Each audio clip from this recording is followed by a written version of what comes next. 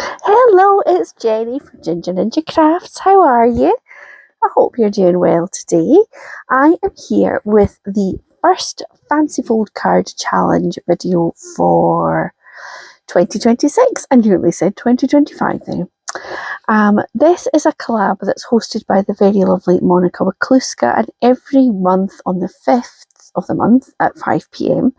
there's a little group of us that show a video making a fancy fold card. We all do the same one each month. And this month was the bay window card, which was a new one to me. And this is basically what it's. I just did a wee kind of mock-up one without any decoration. So it's got that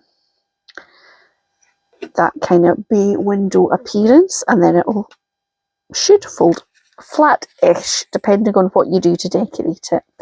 I followed a tutorial by a lovely lady who was new to me, and her channel is called Inspiring Creativity One Card at a Time, and I have linked her in the description box for this video. So to make the base of the card you need 2 pieces of cardstock. I'm going with a white card because I've got some patterned papers to put on top. The base of the card, so the bit at the back, this piece, measures 10 inches by 5.5 inches. And then this piece is going to be those pieces at the top and the bottom. It also measures 10 inches in length, but it's 3 inches deep, and it's going to be cut into 2 1.5 inch wide strips. But I'm going to score it before I cut it because I think that's easier. So I've got my scoreboard here, and let me show you. I'm going to score these both the same measurements, but I'm going to fold them the opposite way from each other. So you're going to score at 1 3/4, 3 3/8, 6 5/8, and 8 1/4. And you'll find all these measurements in the description box for this video. So that's the base card scored. Now I'm going to score the top and the bottom strips, which are still attached to each other, exactly the same. 1 3/4, 3 3/8, 6 5/8, and 8 1/4. So that is that, and then I'm going to score the base card first. So this piece, the centre piece is going to be at the back, so you want a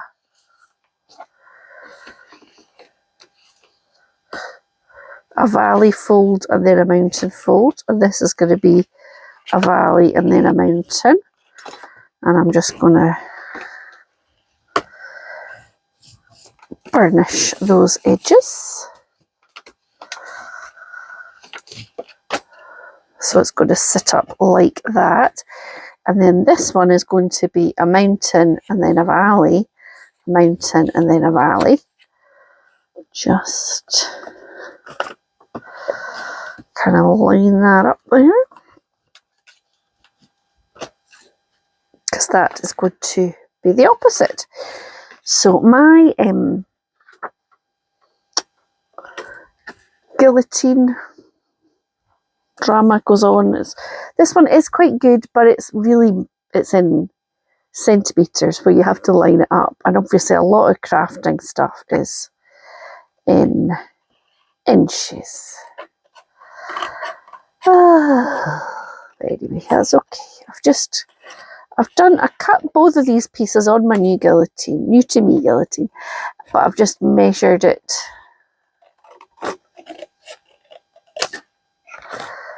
with the scissors and pencil, cut it out with the good old scissors. So there we go. That is my top and my bottom pieces.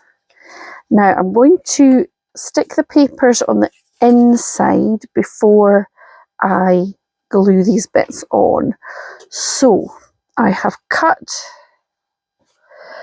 For the back panel, and these two I've cut the same patterned paper.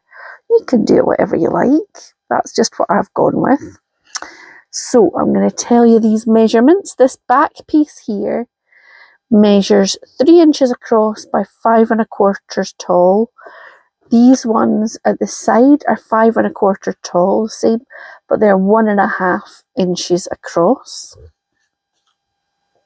So I'm going to stick this back piece on, but not the side pieces. And this is a bit like the one we did, was it in December? And I can't think what it was called. And I don't have one because any ones I made, I sent as Christmas cards. But it's kind of similar, only this is folded rather than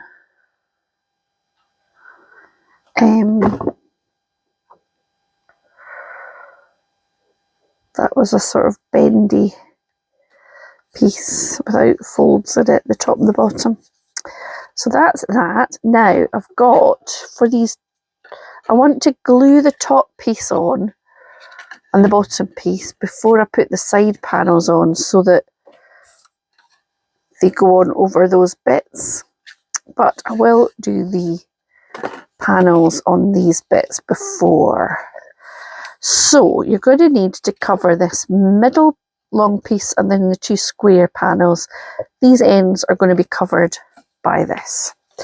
So I've got 2 pieces that measure 1 1/4 by 3 inches, and I've got 4 pieces that measure 1 1/4 by 1 1/4 inches. And I just measured it out and cut it. Drew lines and cut it like that. And someday I'm going to find just the right guillotine that's going to last me and do a good job. And someday, not today. I think my last video I was talking about how my husband's been made redundant, and I had a few lovely comments saying, oh, hope he gets a new job. And actually he's sort of already got it. He's going to be setting up his own practice. He's an accountant and he's already got a few little clients, and I think hopefully it is going to be really successful for him. But so that is the plan. So he's going to be his own boss. Well, I mean, our bosses are both of our bosses rather are 4-legged. So yeah, the bosses will be the cats rather than a human being in an office. But I think it's going to be a really good move, and not that it's great to be made redundant, but because he gets a little bit of a redundancy package, then that's a wee bubble to give him time to build up his clients, etc. So if you know anybody in this kind of patch of Scotland that's looking for an accountant, I could recommend him. He's my accountant. So yeah, that is the plan, and I think it's going to be good. So that is those bits done. Now I'm going to glue onto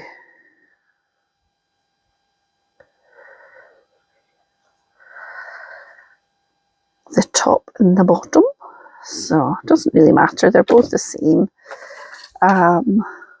Pop that one on there, line it up with the side and the top so it's nice and straight, and the same with this one, like so.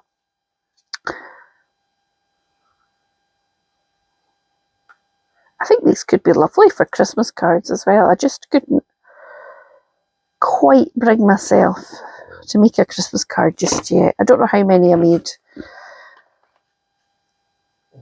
in December. A lot, between ones for the shop and craft fairs and sending for myself and my husband, I made it a lot. So you can see it's starting to take shape, and then I'm just going to pop this one onto the side. So it kind of covers, you do see that there's an edge there, but that's okay. That's all right. Okay, so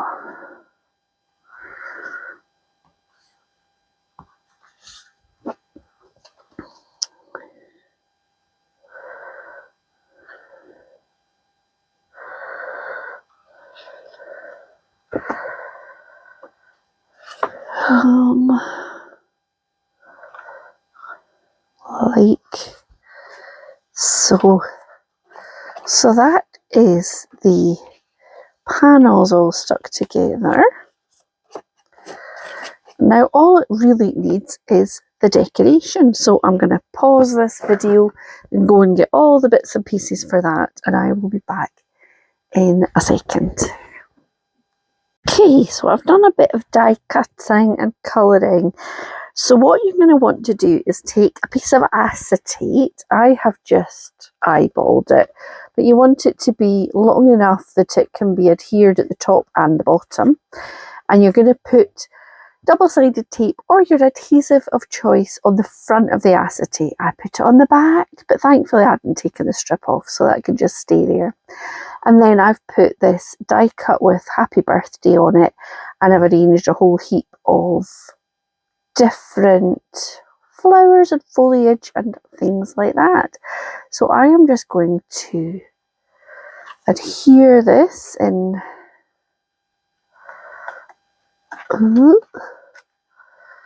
like that, with those bits still free to stick out, and then the same down here. So that's how it sits up, and then it's onto here. And I do have a couple more little flowers that I want to stick on now that I can see where the join is.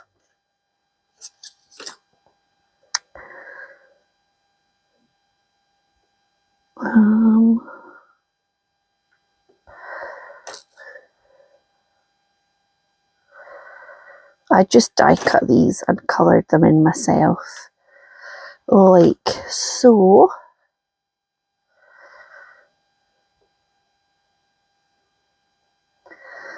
And then just the final finishing touch is to add a little bit of sparkle on those flowers. I'm going to do a little bit of silver to just fit in with that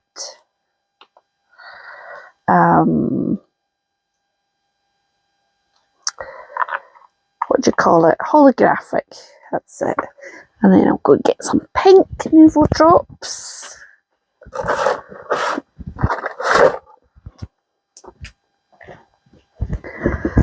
And that is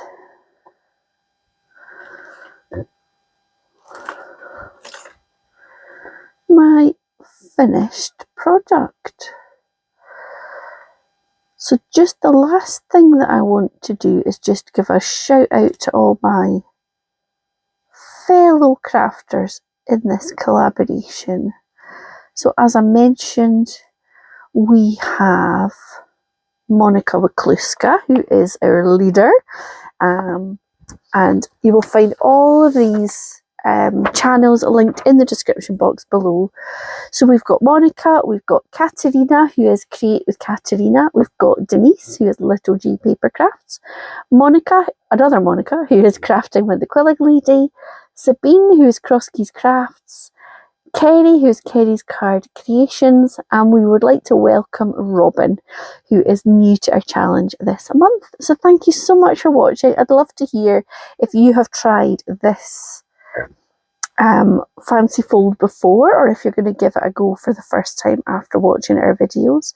Let me know in the comments. Thanks so much. Take care. Bye.